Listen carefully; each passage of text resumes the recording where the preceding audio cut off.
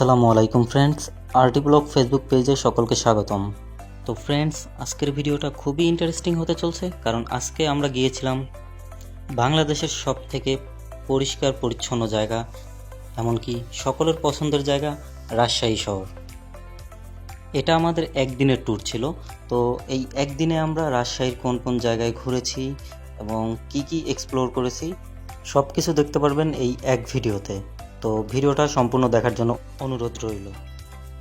তো friends, let's starts hour today's video.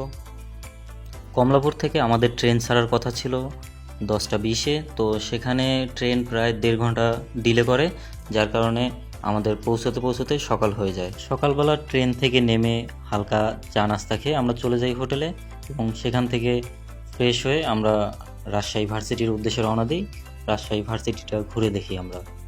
তো গিয়ে দেখি মাননীয় প্রধানমন্ত্রী শেখ হাসিনার স্বদেশ প্রত্যাবর্তন দিবস উপলক্ষে র্যালি করা হচ্ছে। আমরা একটা অটো রিজার্ভ করে পুরো রাজশাহী বিশ্ববিদ্যালয়টা ঘুরে ঘুরে দেখি। রাজশাহী বিশ্ববিদ্যালয়ের এরিয়াটা এত বড় যে আমাদের অটো দিয়ে ঘুরে দেখতেও প্রায় 1.5 থেকে 2 ঘন্টা সময় লেগে গেছে। রাজশাহী শহর বলি, রাজশাহী বিশ্ববিদ্যালয় বলি, এর বিশেষত্ব হচ্ছে এখানকার প্রতিটা আঙিনাই যথেষ্ট নিট অ্যান্ড ক্লিন। রাজশাহী শহরটা যেমন, রাজশাহীর মানুষজনের মনটাও তেমন। রাজশাহী শহরের সকল মানুষ যথেষ্ট আন্তরিক।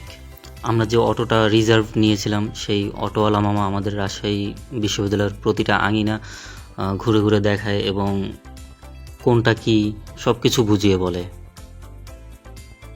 ভার্সিটি ঘোরা শেষে আমরা চলে যাই পদ্মা গার্ডেন। আর এখানে এসে তো পুরাই অবাক, এত সুন্দর ভিউ আর এত চমৎকার একটা জায়গা, যেন দেখেই মন জুড়িয়ে যায়। আর রাজশাহীর এই সড়কের কথা তো না বললেই নয়।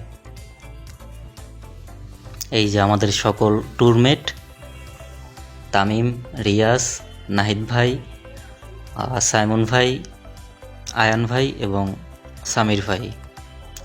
এই রোডের কথা কিছুই বলার নেই, জাস্ট দেখুন। বাংলাদেশের সকল রোডগুলো যদি এমন হতো, তো সারাদিন আমরা অনেক ঘোরাঘুরি করি, আর এর মধ্যে আমরা রাজশাহীর বিখ্যাত সব খাবারগুলো এক্সপ্লোর করতে থাকি। এর মধ্যে বিদ্যুতের সিঙ্গারা, লেবুর পিনিক, গরুর কালাভুনা অন্যতম ছিল।